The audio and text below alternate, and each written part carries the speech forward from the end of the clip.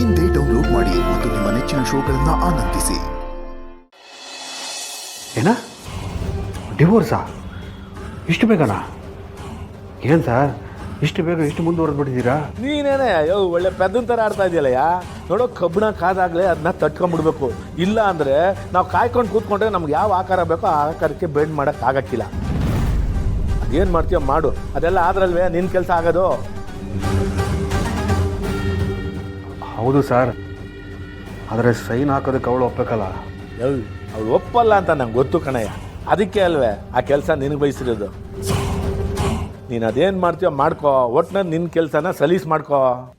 ಹಾಗಾದರೆ ಒಂದು ಕೆಲಸ ಮಾಡ್ತೀನಿ ಸರ್, ಅವಳ ಸೈನ್ ನಾನೇ ಹಾಕ್ಕೊಟ್ಬಿಡ್ತೀನಿ. ಈ ಮನೆಯಲ್ಲಿ ಎಲ್ಲರ ಸಿಗ್ನೇಚರ್ ಹಾಕೋದಕ್ಕೂ ನನಗೆ ಬರುತ್ತೆ. ನೀವೇನೋ ತಲೆ ಕೆಡಿಸ್ಕೊಬಿಡಿ ಸರ್. ಸೈನ್ ಹಾಕಿ ಡಿವೋರ್ಸ್ ಪೇಪರ್ನ ನಿಮಗೆ ತಂದು ಕೊಡ್ತೀನಿ. ಅದನ್ನು ಸಿದ್ದು ಕೈಲಿ ಸೈನ್ ಹಾಕಿಸ್ಕೊಳ್ಳೋ ಜವಾಬ್ದಾರಿ ನಿಮ್ಮದು. ಆಮೇಲೆ ಲಾಯರ್ ಫೀಸನ್ನು ನೀವೇ ಕೊಟ್ಕೊಡ್ಬೇಕು ಸರ್. ಅದೇನು ಮಾಡ್ತೀಯ ಮಾಡಯ್ಯ, ನೋಡಮ್ಮ. ಅಯ್ಯ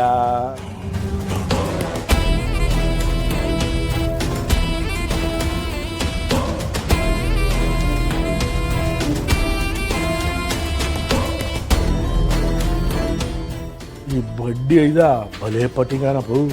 ಇವನ್ನೇನಾದರೂ ನನ್ನ ಜೊತೆಗೆ ಹಾಕೊಂಡ್ರೆ ನನ್ನ ತಲೆ ಮೇಲೆ ಕಲ್ಲಿಡಿದ್ಬಿಟ್ಟು ನನ್ನ ಜಾಗದಲ್ಲಿ ಅವ್ನು ಕೂತ್ಕೊಂಡ್ಬಿಡ್ತಾನೆ.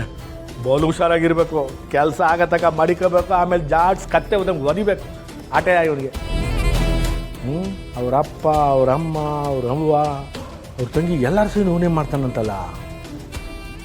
ಇವ್ನು ಇಟ್ಕೊಂಡ್ರೆ ನನ್ನ ಕೆಲಸನೂ ಆಯ್ತದೆ, ಅಷ್ಟೇ ಡೇಂಜರು ಕೂಡ.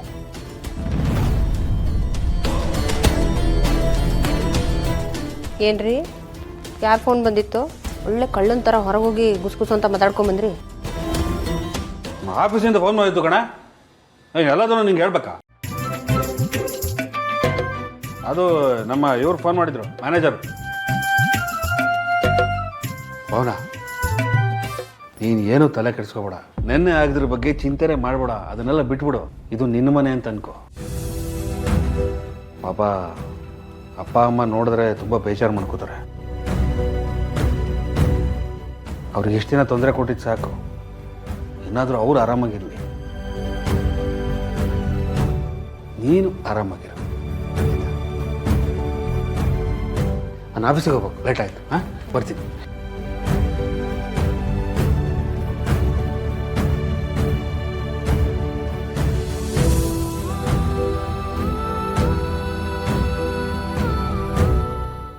ಲಕ್ಷ್ಮೀ ನಿವಾಸ, ಲಕ್ಷ್ಮೀ